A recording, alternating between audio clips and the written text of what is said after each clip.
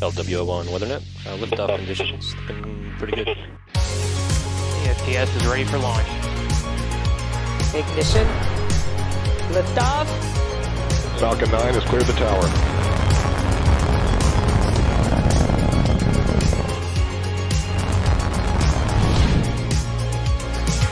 Ten, 9, 8. Side booster ignition. 6, 5, 4, 3, 2, 1.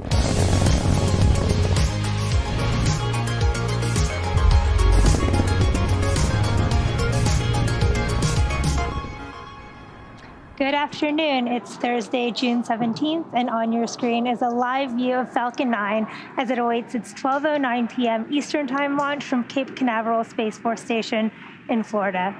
My name is Yo Mezo, and I'm a propulsion engineer here at SpaceX. Welcome to our webcast coverage for GPS-3 Space Vehicle 5 for the Space Force, SpaceX's 19th launch this year. GPS, originally developed by the U.S. Air Force and formerly known as the Global Positioning System, is a constellation of orbiting satellites that provide precise position, navigation, and timing data to military and civilian users globally.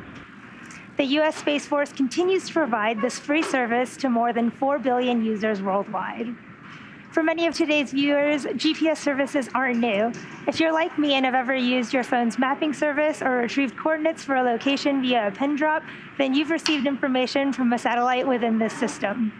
Collectively, with the system's already operational satellites, the payload today will further the U.S. Space Force's ability to provide mission-critical global access, persistence, and awareness for our national security. Before we dive deeper into learning more about the GPS satellite and its capabilities, let's take a closer look at the vehicle on your screen. Falcon 9, our two-stage liquid-fueled launch vehicle, is in position at Space Launch Complex 40. Now, while the booster supporting today's mission is flying for the second time, today marks the first time that SpaceX is supporting a U.S. Space Force mission with a reused booster.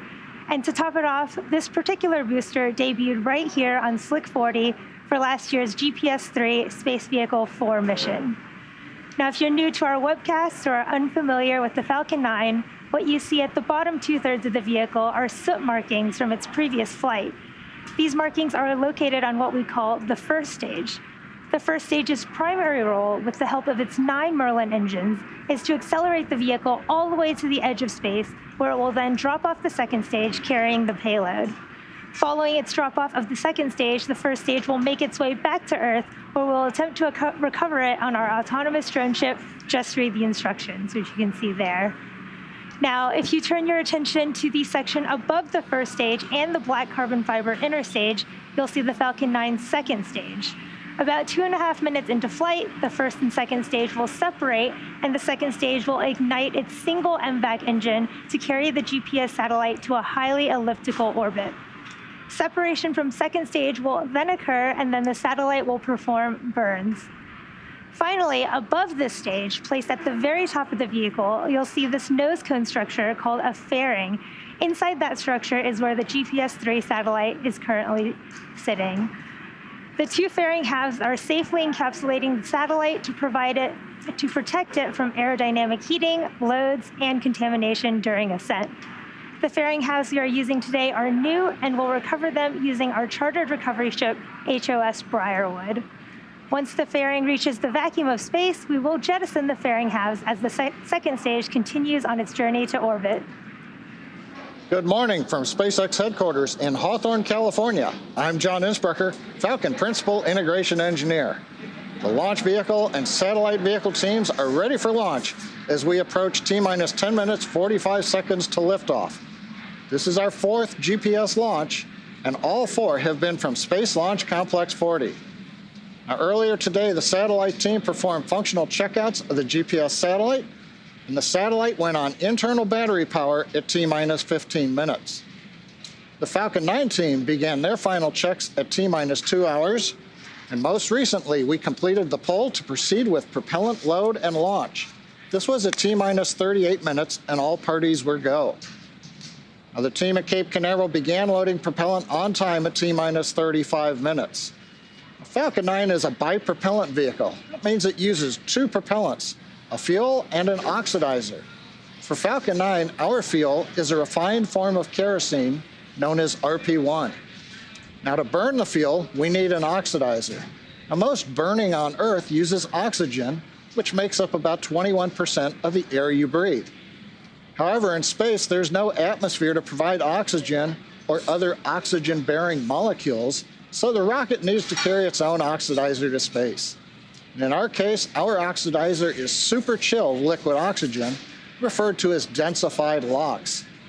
The liquid oxygen is chilled well below its boiling point, and that increases its density, which allows us to load more into the first and second stage LOX tanks. Now, currently, fuel loading is complete on the second stage. Fuel loading is continuing on the first stage for another few minutes and will wrap up at T-minus 6 minutes. The liquid oxygen loading is continuing on both the first and second stages, and you can see the gaseous vapor coming off of both tanks as that ultra-cold liquid oxygen contacts the skin of the vehicles and the floor to air. Now, in addition to its propellants, Falcon 9 also needs an ignition source to start burning the fuel and oxidizer. And for that, we use the chemical T-tub that stands for triethyl aluminum and triethyl borane. Now, when it's fully fueled, Falcon 9 first and second stages combine to carry over 1.1 million pounds of propellant. And we're going to burn through most of that over the 8.5 minutes it takes to land the first stage and get the second stage into its initial orbit. Now, once our Merlin engines begin to burn RP1 kerosene and the liquid oxygen, you're going to see the rocket throwing that combustion exhaust out of the engine nozzles in one direction, and that results in a push on the rocket in the opposite direction. And this is a great example of Newton's third law of motion. For every action, there is an equal and opposite reaction. On the weather front, at T-minus 1 hour, we were down to just 10% probability of violating launch weather requirements. The only thing we've been looking at is upper altitude wind shear. That looks good right now, so we expect we're going to be good for the last 7.5 minutes of the countdown. Weather conditions are also looking good for the booster landing on our drone ship and for the fairing recovery. So with that, the launch vehicle, satellite, the weather, the range are all good to go for a 12:09 p.m. Eastern liftoff from Space Launch Complex 40. As we mentioned earlier, today's GPS-3 Space Vehicle 5 mission is for the U.S. Space Force. This mission will be SpaceX's 4th overall GPS-3 mission. 2 missions were successfully launched in 2020 and 1 in 2018. And following today's launch, we are planning our 5th mission for sometime next year. To date, these next-generation satellites provide increased signal accuracy and reliability to operate even if confronted by cyber adversaries. Not only does GPS-3 help with national security, it also enables all facets of our daily lives. To learn more about the constellation, take a look at this video by the Space and Missile Systems Center, which provides critical national security space capabilities to the U.S. Space Force.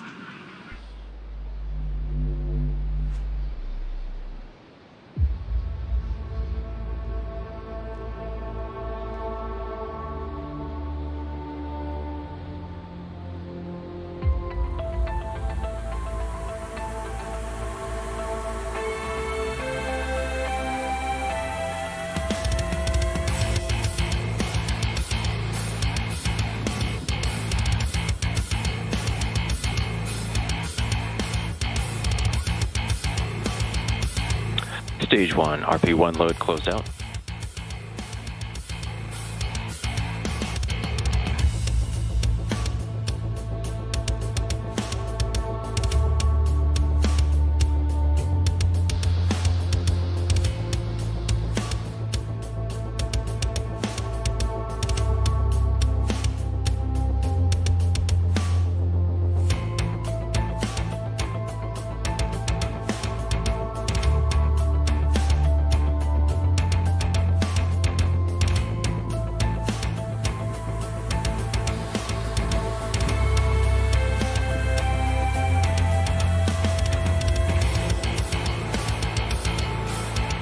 Okay, go different sets right here. Do it.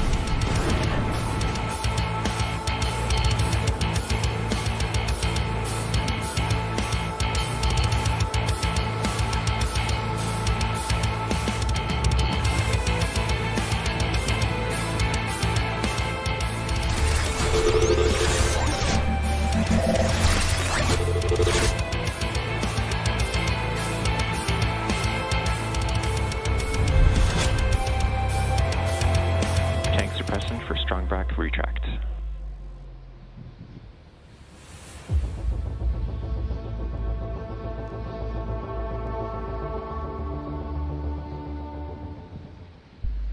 It is T-minus 4 minutes 35 seconds. Everything continues to be go for launch. We've had a quiet countdown throughout the morning. Now on your screen, you see the large structure next to Falcon 9. That's the strong back. At any moment, the strong back will begin opening the 2 clamps around the second stage. You can kind of see them obscured a little bit with the LOX vapor. The strong back retract sequence has begun. Now, once the clamp arms are open, the strong back will retract away from the rocket slightly, just under 2 degrees. And then as the Falcon 9 lifts off, the hydraulic arms will pull the strong back farther away.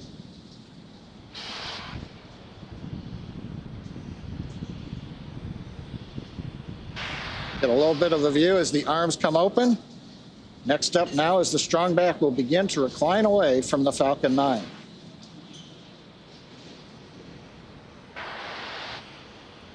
There's not much motion, but you can see we're getting a little bit of gap opened up between the strong back and the Falcon 9. Now the strong back is part of the transport erector. That's called the TE.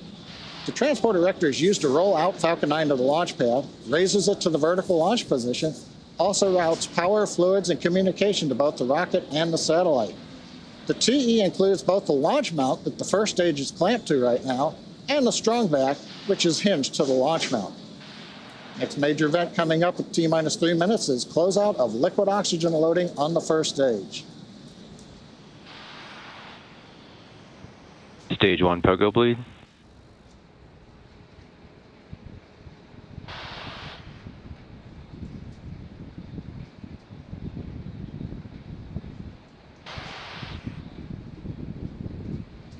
We're closing out liquid oxygen loading on the first stage. Falcon 9 and GPS teams are continuing to track no issues for launch. The weather continues to look good. The range is ready to support. Now, the SpaceX team is monitoring completion of LOX loading on stage 2. That's due to finish up at about T-minus 2 minutes. And as a reminder, if we have to call a hold on today's launch, we have a backup opportunity tomorrow with a liftoff time of 12:05 p.m. Eastern.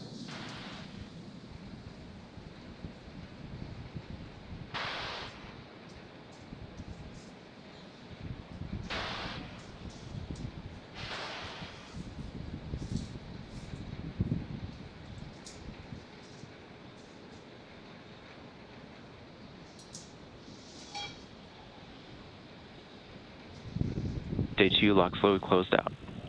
And we've got confirmation. Stage 2 LOX loading is complete. And that completes loading of the over 1.1 million pounds of propellants on the Falcon 9. All systems remain go for launch. Right now, we are beginning to drain the propellant out of the lines that go up the strong back to the second stage. And that's creating the large white cloud you see around the strong back. Pressure from that ultra-cold LOX line is vented overboard, and it meets up with the warm, moist Florida air. Now our next event will be startup called out at T-minus 1 minute. At that point, the first and second stage computers on Falcon 9 are executing stored programs to prepare the rocket for flight, leading to ignition of the Merlin engines at T-minus 2 seconds and liftoff at T0.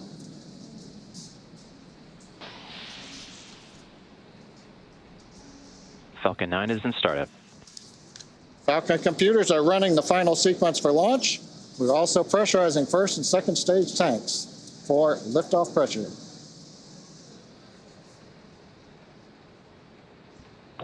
The MD is go for launch. We've heard the call out. The Space Force mission director is go for launch. T-minus 33 seconds and counting. All systems go for launch. 30 seconds. Let's listen into terminal count and watch as Falcon 9 transports the U.S. Space Force's GPS-3 Space Vehicle number 5 satellite into orbit.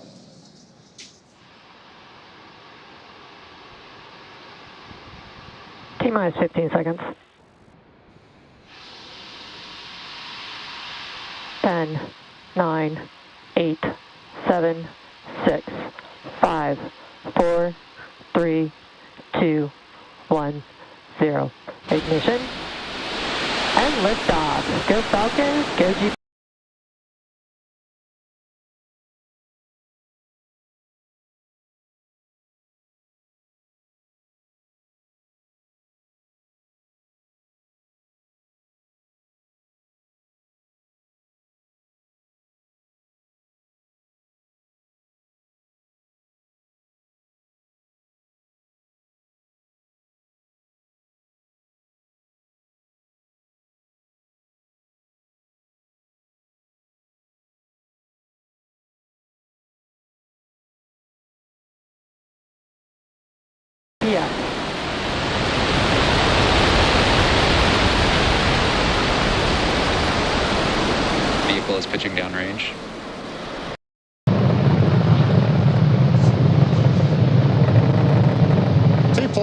T plus 36 seconds. SpaceX launch engineers report nominal conditions on Falcon 9. We begin the trip to space carrying the GPS-3 satellite. Merlin engine's about to throttle down. We're in the throttle bucket. Telemetry. Decreasing acceleration of preparation for maximum dynamic pressure. Great views looking aft towards Cape Canaveral. Vehicle is supersonic. We're throttled back up to full power. We're out of the throttle bucket and we're supersonic.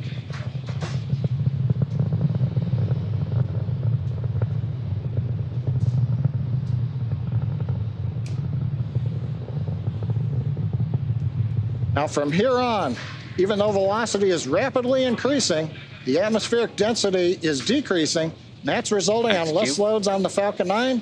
And you've heard the call out, we're through max Q, so the loads are now decreasing on the launch vehicle.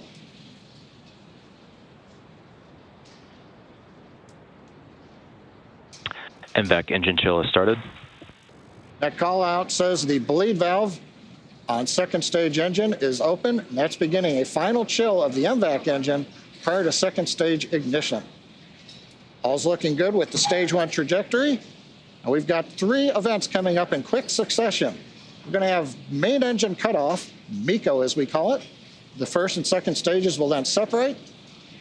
And then we will have ignition of the second stage engine to propel Falcon 9 into the first parking orbit.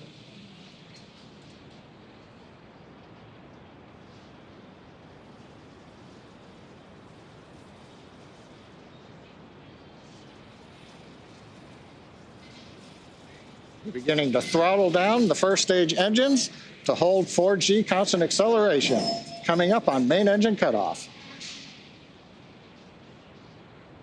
MECO.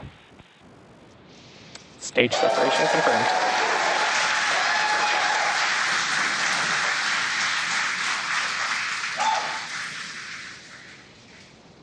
And we've got, as you can hear the cheering in the background, successful stage separation. Second stage is now under power of the single Merlin vacuum engine. You may have noticed some curved pieces of metal come off the end of the nozzle right after ignition. That's normal. These are ground handling tubes. Following nominal trajectories. They're not needed in flight. We hear the call out, we're following nominal trajectory. With the left side of your screen, you can see the first stage grid fins. The titanium grid fins have deployed. Coming up next, fairing separation. Acquisition of signal, PoMonkey.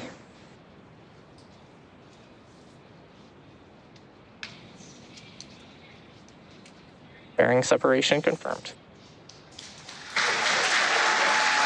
A nice view from the second stage camera showing successful fairing deploy as Falcon 9 is passing through 110 kilometers altitude. Now we will be attempting to retrieve these new fairing halves with the help of our contracted recovery vessel, HOS Briarwood.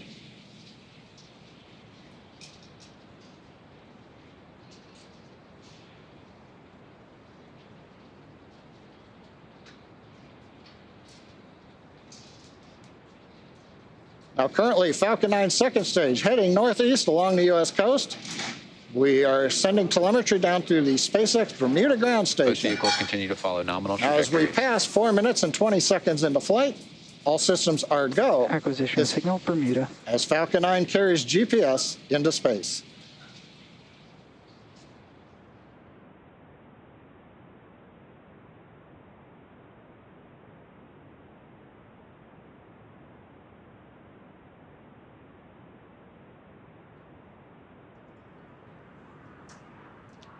It's T plus 4 minutes and 45 seconds here into today's mission, and we're currently in the first of 2 planned MVAC burns for satellite deployment.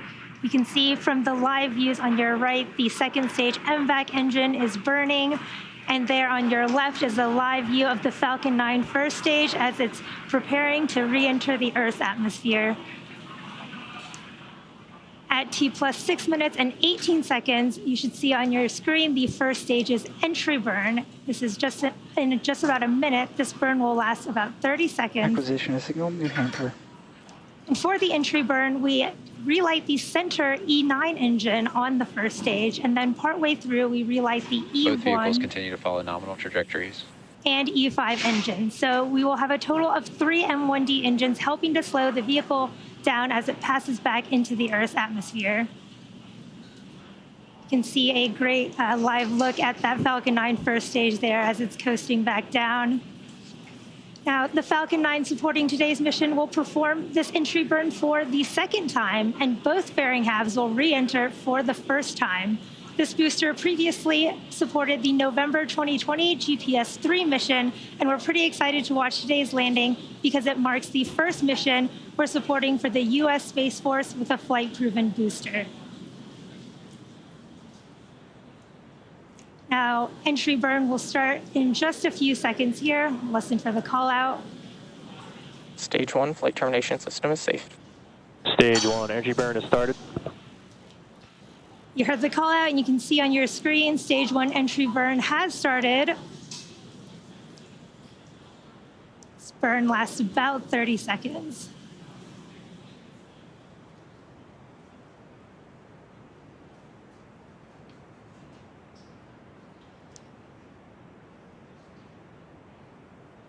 Stage 1 entry burn shut down. We did have a successful stage 1 entry burn there. And now while Falcon 9 Both vehicles continue to follow nominal trajectories. While Falcon 9 makes its way back to Earth, you may notice that there are different soot markings on the outer covering of the rocket. You can maybe just see them on your screen on the left there. Now, if you've ever wondered how these markings are formed, the soot is generated when the carbon-based rocket-grade kerosene, or RP1, burns. And since our reentry occurs engines first, the booster flies through its own plume, which deposits the soot on the rocket there. Now, coming up next will be our landing burn, which will be at T plus 8 minutes and 7 seconds. This will also last about 30 seconds, and it will hopefully land our first stage on our drone ship. Just read the instructions. Stage 1 is transonic. Off the Atlantic coast. You heard the call out that stage 1 is now transonic. Stage 2 has entered terminal guidance. Now, just 1 second after the start of the landing burn, we will actually have second engine cutoff Stage 2 flight termination system is safe. On the second stage on the right. So both coming up in just a few seconds here. Stage 1 landing burn has started. You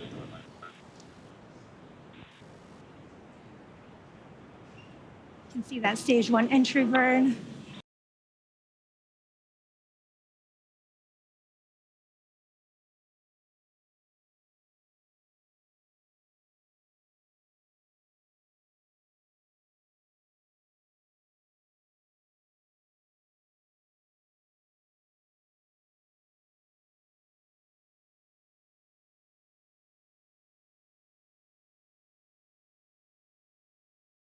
Seco 1. Landing burn.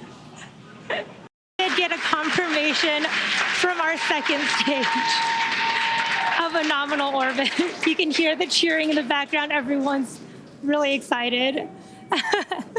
We did, again, have a confirmation of a nominal orbital insertion. And of course, we saw that beautiful landing of our Falcon 9 first stage on our drone ship, just to read the instructions. And there you have it. You've just witnessed Falcon 9's 19th landing for this year and SpaceX's 88th overall successful recovery of a first stage.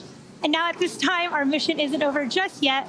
The second stage is now embarking on its first coast phase. Coasting in this orbit will last about 53 minutes, and then we'll relight that MVAC engine for a second time shortly after at T plus 1 hour and 2 minutes. We'll see you back here at signal Newfoundland. 1 hour and 3 minutes.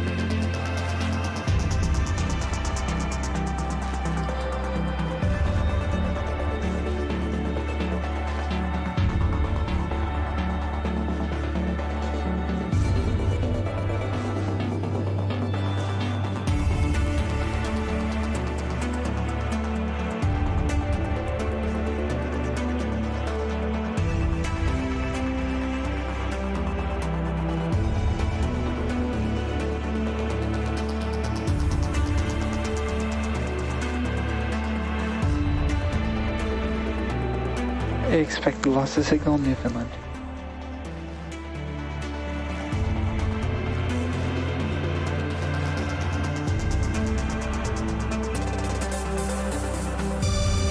Acquisition of signal Goonhilly.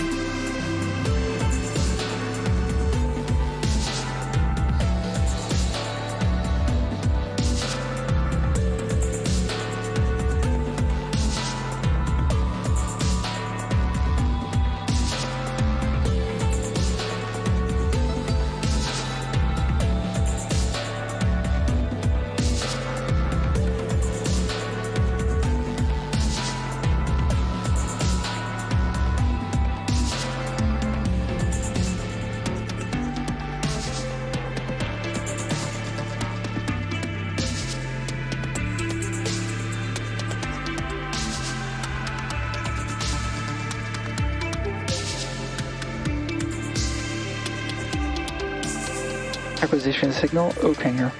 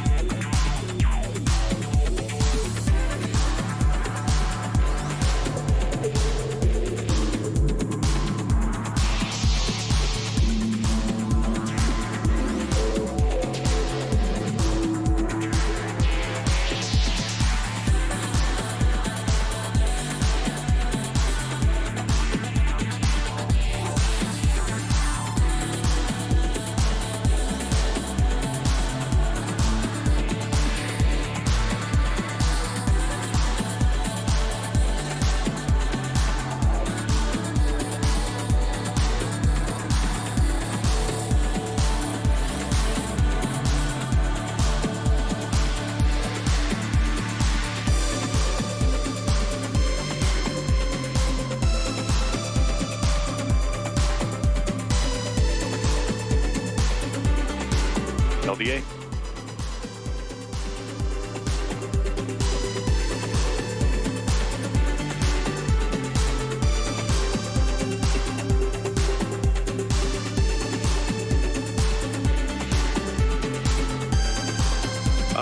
I also say safety already left. They already told me they have no reportable items as well. Seemed like it was a relatively clean count. Though we had the Doppler wind issue. I overheard some chatter on the bids, but it sounded like that came back up as well. I don't have any items to pass along on the bottom line. The weather turned out to be in our favor, which is great, but great communications. LDA.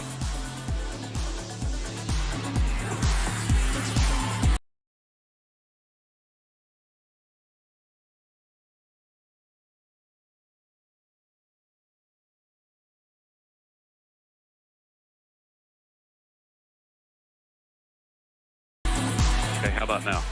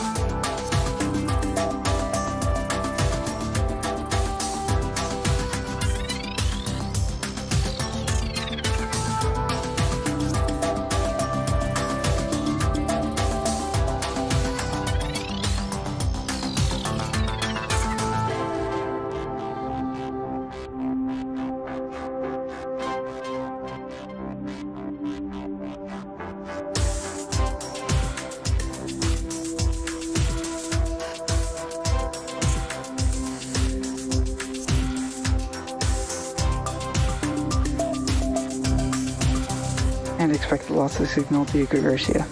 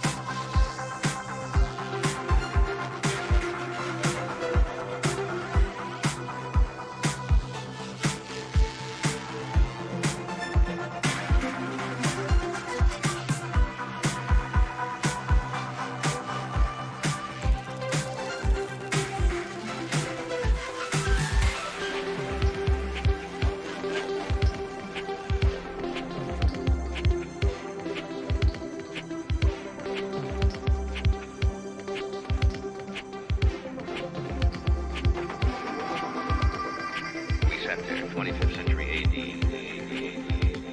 We sat there and looked at a rocket from Mars, and it just boggled the mind. And the technology caught up to them.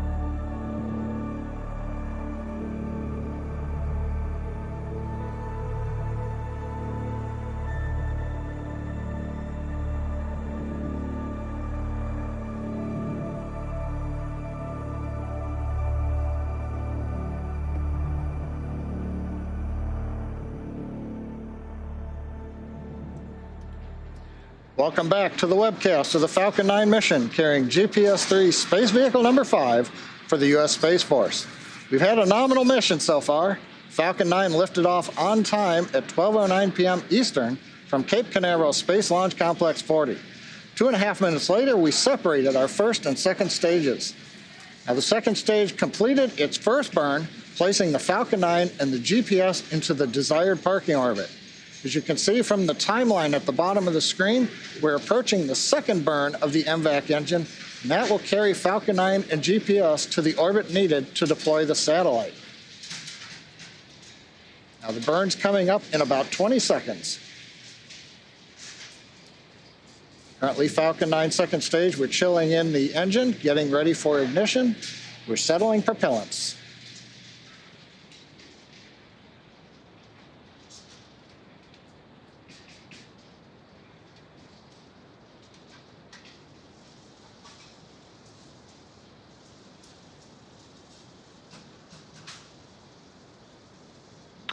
MVAC ignition. We've got ignition of the second stage engine. Niobium nozzle starting to glow red hot as normal. Now this burn is planned to last 44 seconds. And during that time, we're going to add 2 kilometers per second to our velocity. You can see the gauge on the bottom right of the screen showing stage 2 is quickly gaining speed. That 2 kilometers per second will equal out to 7,000 kilometers per hour being added to our velocity. And this is going to change the orbit from a 400-kilometer apogee to one with a 20,000-kilometer apogee. Throttling down the engine, preparing for shutdown. MVAC shutdown.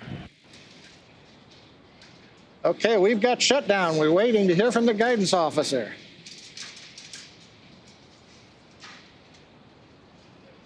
Nominal orbit insertion. And we've got a nominal orbit insertion. Now, as a reminder, the GPS satellite is still attached to Falcon 9's second stage. Payload deployment is timed to occur once the orbit takes us into range of one of the Space Force satellite ground stations, one in Hawaii, one in California. Once we reach this point, the Falcon 9 flight computer will command release of the GPS satellite. Now, currently we're getting data through Tasmania, so it's going to take us about 25 minutes until the orbit climbs into sight of the ground stations. Satellite separation will then occur at approximately T+1 hour and 29 minutes. Now, while we wait for this next milestone, I have a short video from the satellite manufacturer Lockheed Martin. It'll highlight some of the new capabilities of the spacecraft. Take a look, and we'll see you back here at T+1 hour and 28 minutes for satellite separation.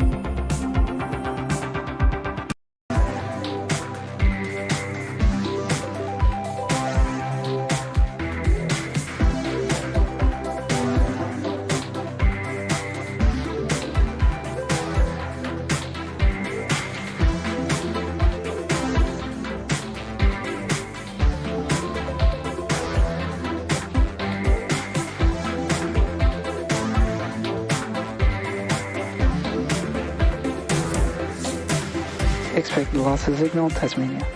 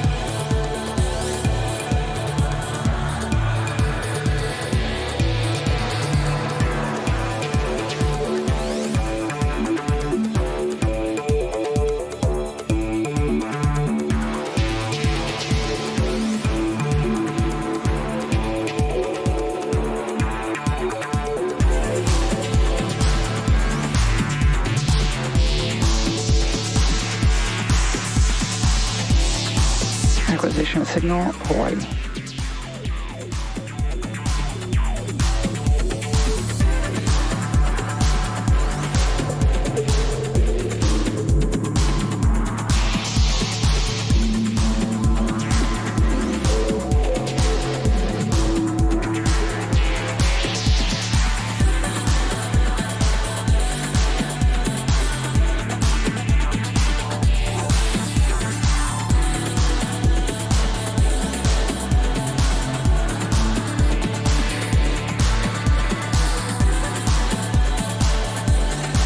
Acquisition signal, Cook.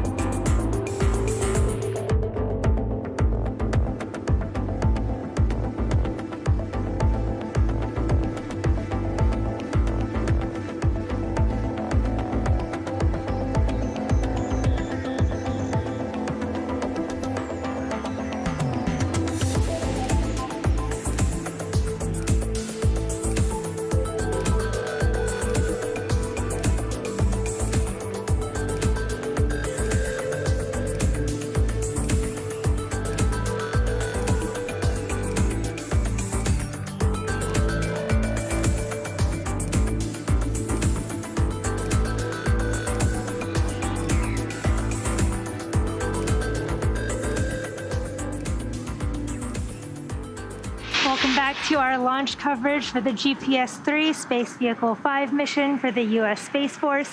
If you're just joining us, we had an on-time launch at 12:09 p.m. Eastern, followed by a successful ascent, stage separation, first stage landing, and 2 second stage engine burns.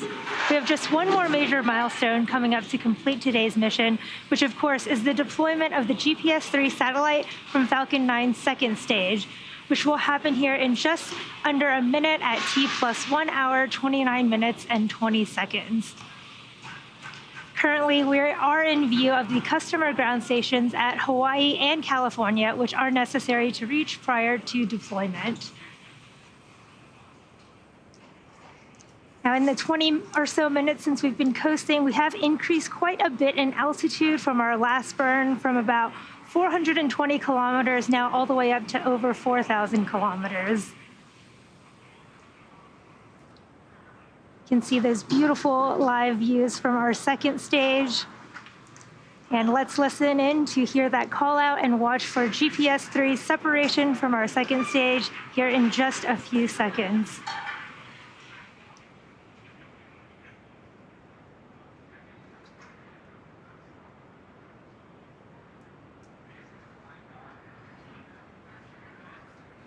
Payload separation confirmed. You can see in that beautiful video and heard the confirmation that we did have a successful payload deployment there. And for those watching, you are witnessing a successful deployment of the GPS-3 Space Vehicle 5. And with that successful deployment, that now brings our webcast to a close. Great views from the camera on the second stage of Falcon 9 as we watch GPS-3, number 5, heading away from the vehicle, on its way to do its mission. We'd like to thank the U.S. Space Force for entrusting us with today's GPS-3 Space Vehicle 5 mission. SpaceX is one of 2 certified providers for national security space launch missions, and we're proud to be able to offer reliable, cost-effective launch services to the U.S. Space Force. We look forward to supporting the next GPS mission that's targeted for liftoff next year. Also, we send thanks this afternoon to the Space Force's Space Launch Delta 45 for range support. SpaceX will be observing Juneteenth this weekend, a historic holiday that commemorates the emancipation of those who had been enslaved in the United States. And we would also like to wish all the dads out there a happy Father's Day. Thanks for tuning in and have a great weekend.